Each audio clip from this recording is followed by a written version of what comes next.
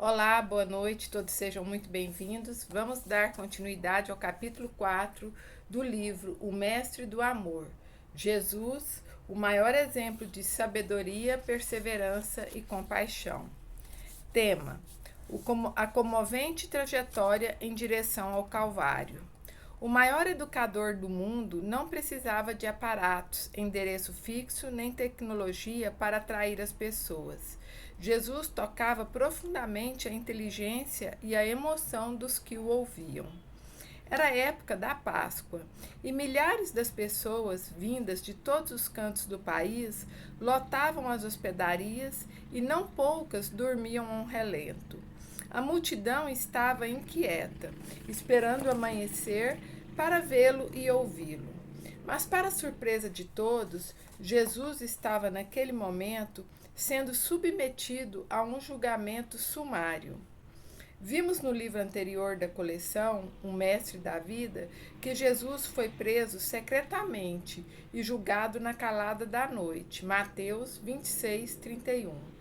Nas primeiras horas do dia, o veredito final já havia sido dado. De agora em diante, estudaremos seus passos em direção à cruz. Antes de analisar os preparativos da crucificação e a própria crucificação, vamos examinar um trecho a que poucos dão atenção, mas que possui uma beleza única: a trajetória de Jesus Cristo até o Calvário, ou Gólgota, local em que foi crucificado. Tema: saindo da fortaleza Antônia, a grande surpresa. O réu estava mutilado, fora julgado e espancado. Em menos de 12 horas, seus inimigos destruíram seu corpo. O filho do homem não tinha mais forças para caminhar. Cravada na cabeça do mais amável dos homens havia uma coroa de espinhos, causando dezenas de pontos hemorrágicos. Sua face estava coberta de hematomas. Havia curado a vista dos cegos, agora tinha os olhos inchados. A musculatura das pernas estava lesada, a pele das costas aberta pelos açoites, o corpo desidratado.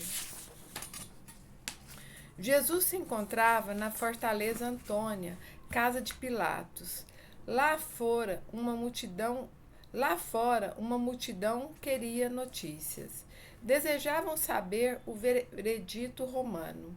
De repente, um homem quase irreconhecível apareceu, conduzido por soldados. A multidão ficou chocada. Não podia ser ele. Parecia uma miragem. Não acreditavam no que viam. O desespero começou a invadir homens, mulheres e crianças. Ninguém entendia o que estava acontecendo. O homem que fizera incríveis milagres estava ali, fragilizado.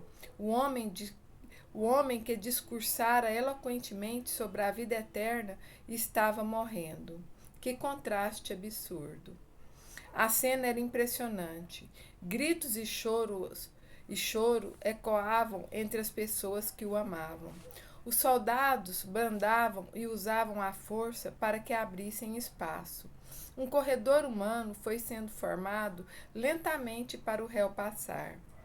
Fica imaginando o que se passava na mente daquelas pessoas sofridas que foram cativadas pelo Mestre do Amor e que ganharam um novo sentido de vida.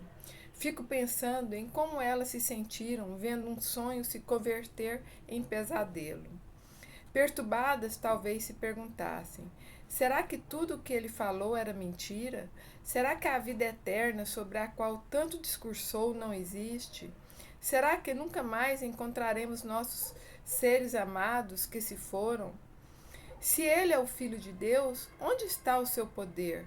Nunca nunca tantas perguntas ficaram sem respostas. As pessoas na multidão não conheciam bem um homem que amavam.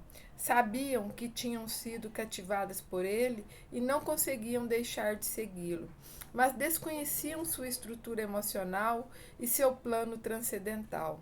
Jamais poderiam imaginar que tudo que estava ocorrendo fazia parte do plano de Jesus e do seu cálice. Tema: suportando e superando a dor. Se Jesus se fixasse na sua dor e na mira dos seus carrascos, teria abandonado o seu cálice. Porém, nem as dores nem a frustração foram capazes de dominá-lo. Nós desistimos facilmente das pessoas que nos decepcionam, mas ele, ao contrário, era de uma perseverança ímpar. Sua motivação era inabalável, tinha metas sólidas e estabelecia prioridades para cumpri-las. Assim conseguia forças para suportar com dignidade o que ninguém suportaria com lucidez.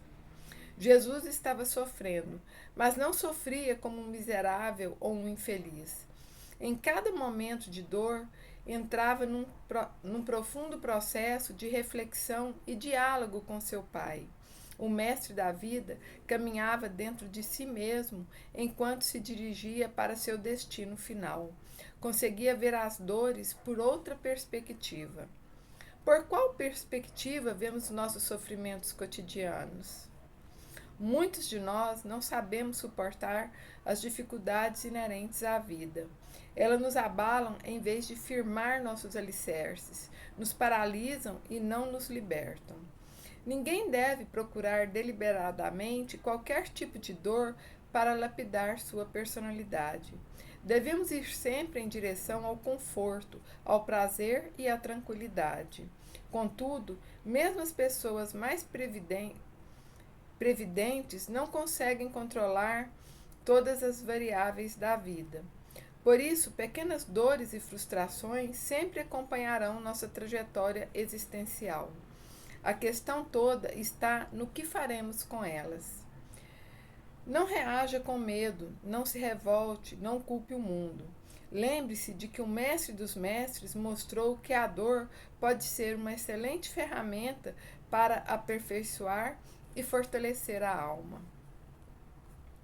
Tema: consolando as pessoas no auge da dor. Mais um gesto excepcional. Jesus sempre esteve disposto a carregar sua cruz. Agora era chegado o momento. Contudo, fora de tal forma torturado que não tinha energia para carregá-la. Quando tentava colocar a trave de madeira sobre os ombros, caía frequentemente. Os soldados davam-lhe chibatadas. Lentamente ele se levantava e novamente ajoelhava. Para não atrasar o desfecho, chamaram para ajudá-lo o primeiro homem forte que estava por perto. Colocaram a cruz sobre Simão, o cirineu. Lucas 23, 26. Este viera de longe, provavelmente para ver Jesus e ser ajudado por ele. Mas agora o via mutilado e precisando de ajuda.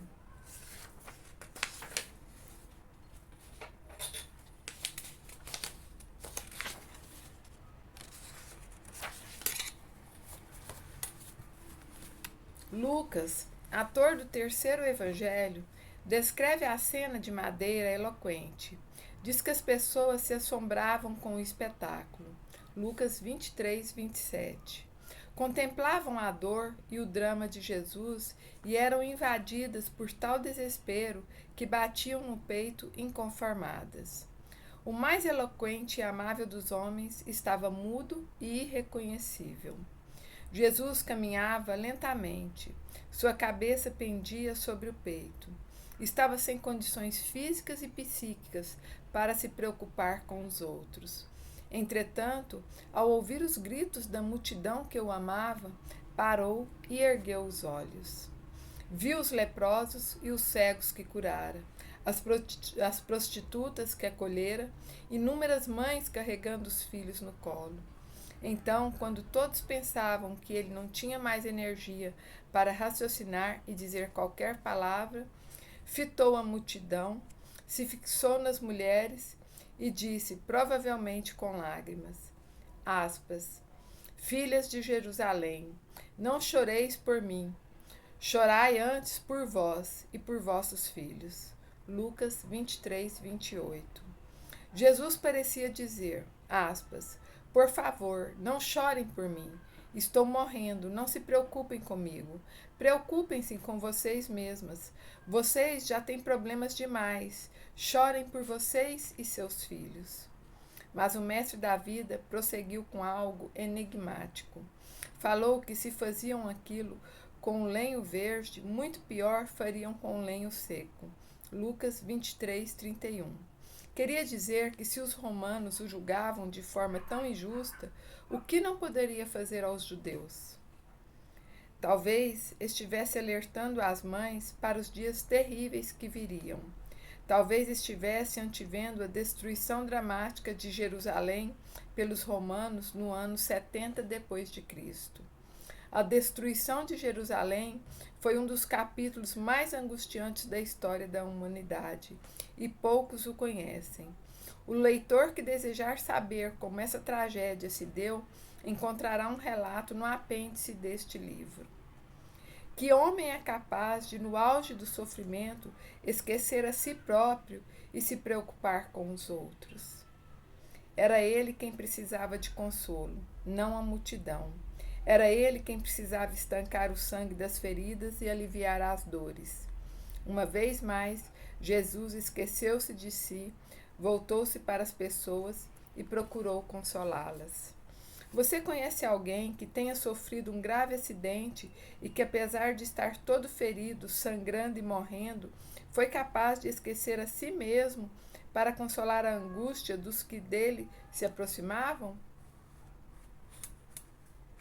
Jesus inverteu os papéis.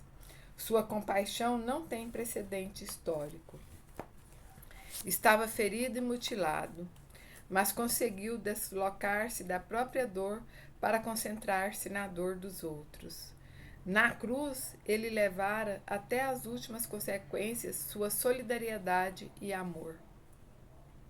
Tema: não era possível deixar de chorar por ele. Jesus estava preocupado com as mulheres e com seus filhos, mas mesmo sofrendo e já quase sem forças, pediu que poupassem suas lágrimas e não se preocupassem com ele. O mestre da vida devia estar alertando cada habitante de Jerusalém. Entretanto, tudo isso são suposições. Jesus tem segredos que nunca serão desvendados completamente, nem pela análise científica, nem pela teológica. Ele andava cambaleante, mas queria enxugar as lágrimas de cada uma daquelas pessoas. Mal acabara de falar e os soldados já o empurravam, sem piedade. Embora desejasse consolar as mulheres, não conseguiu trazer-lhes conforto. Elas o amavam e por isso era impossível não sofrer por ele. Vê-lo morrer matava dentro delas o sentido da vida.